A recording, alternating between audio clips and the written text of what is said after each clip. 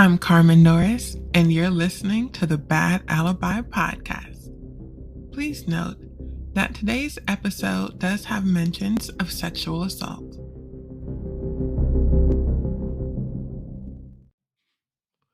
I just left Beanie's Brew, and I have this slight feeling that I want to find any mundane thing to do besides go home right now. Ugh, I hear my phone ringing in my purse, but holding my coffee while driving is one distraction too many as it is. I feel good though. Better than I have in years, actually. People don't look at me with the pity or curiosity they used to when I'm trying to run to the store just to stock up on bobby pins and pickle juice. I'm just me now. I'm just Tamara Jenkins, not the survivor of the loosey goosey man, Tamara Jenkins. See, that name is so ridiculous. It makes surviving what he does to people seem like this playful thing. If you haven't heard of him, which if you haven't, like, where have you been? But if you haven't, he was a pervert and a kidnapper. And that is really all you need to know about what it meant to escape him. Oh, sorry. I almost forgot to mention he murdered some of his victims when he was done with them. There are 14 women, ones that came forward at least that the public now knows about anyway. I don't know, all said pretty much the same thing. He'd come up to them in broad daylight. Maybe it was in a parking lot of a grocery store or in a populated park, but he'd reveal himself and say, "It's because you're a loosey goosey." Obviously, it was the words of an ill man, because, like, who says that? But that wasn't enough. That was just how he let you know he targeted you. After, and I'm talking maybe days later, for a few of the women, it was a couple of weeks, he'd grab them in a different location, put them in his car, and if they were lucky, you heard from them again. It was always a stolen vehicle, sometimes small cars like a Prius, but mostly a pickup truck or a van. That's part of what made them difficult to find, I think. Different types of vehicles each time. Then he'd take them to some remote location or to a warehouse somewhere near the docks. He'd drug them and they'd wake up with their clothes torn. Not many want to publicly say all he did to them, but it's no one's business. And we don't need to know all the gritty details to know that those women, his victims, were traumatized. But in the world we live in today, a guy who makes a weirdly awkward comment before assaulting women that he doesn't always kill is seen as a public laughing stock.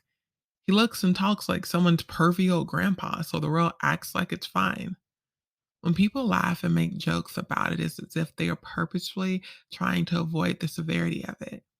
His comment beforehand doesn't mean many of those women aren't dead or in intense therapy with little hope that they can get back to their regular lives, enjoying the things they used to do at the places that remind them of him. People laugh like they forgot about the ripple effects of something like this for his victims, dead and alive. I mean, let's laugh and forget the kids of those women, right? Let's forget the loved ones who's prayed for answers and feared that they'd never know what happened to their friend, daughter, significant other. They laughed while another person was taken and drugged out of her mind, having God knows what happened to her.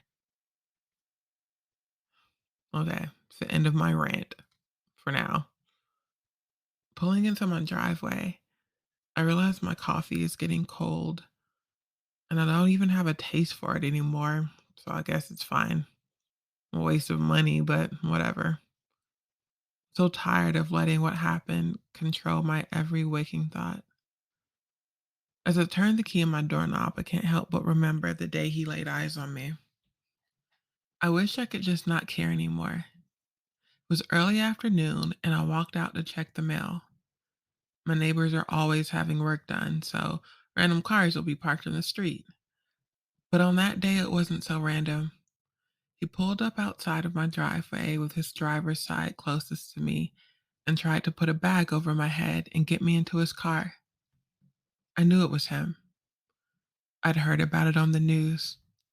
So when he exposed himself to me about a week prior, I knew he was going to be coming back for me. But I was prepared. The police couldn't help.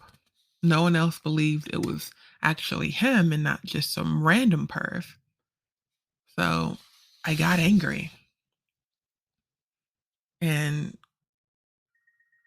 ugh, let me see who keeps calling. Hello? Yes, this is she. He's been spotted? Do you think he Yes, yes, of course. Um, no, I don't want to be a bother to anyone. If I change my mind and think I need the patrol car, I can call you at this number? Okay, thank you. Thanks, sounds good. Okay, bye. Well, a detective looking for Mr. Loosey Goosey, or George Myers, as his driver's license says, called saying he was spotted on the other side of town. I know it's a lie because I'm looking at him tied up in the basement, but I don't have time to toy with him. They want to send an officer by to check on me. I said no, but they'll probably do it anyway. So I need to be sure he's gone before anybody gets here. The drug should be wearing off soon. I'm going to dump him nearby, drugged up again, so they have time to find him. What he did may be a joke to some, but I won't let one more woman be violated and afraid for her life because of him. I'm going to be the one haunting his nightmares now.